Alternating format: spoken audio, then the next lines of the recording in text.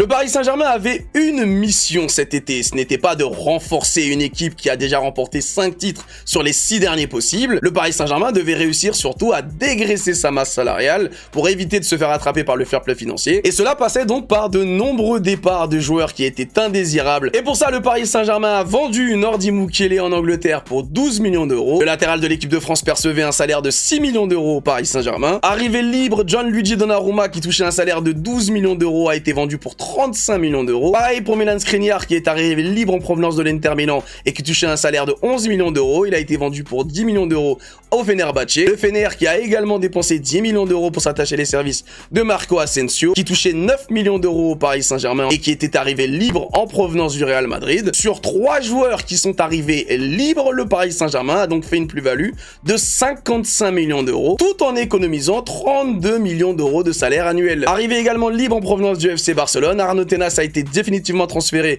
du côté de Villarreal pour 6 millions d'euros. Renato Sanchez a été envoyé en prêt en Grèce, tandis que Randal Colomani a été envoyé en prêt du côté de Tottenham. Ces deux joueurs n'ont pas été vendus, mais leurs prêts ont rapporté 7 millions d'euros au Paris Saint-Germain, tout en sachant également que leurs salaires ont été pris en charge par leur club. Et enfin, plus les jours passent et plus nous arrivons à l'échéance, celle du départ imminent de Presnel Kimpembe, qui va rejoindre un club qatari d'ici une quinzaine de jours. Encore une fois, la priorité du Paris Saint-Germain sur ce mercato était de dégraisser la masse salariale, sachant que le Paris Saint-Germain a également déjà prolongé la plupart des joueurs qui composent l'ossature de sa nouvelle équipe et de son nouveau projet. Il n'y aura donc plus de folie au niveau salarial dans les prochaines années, ce qui va permettre au Paris Saint-Germain de pouvoir être tranquille au niveau du fair play financier, en tout cas dans les années qui arrivent.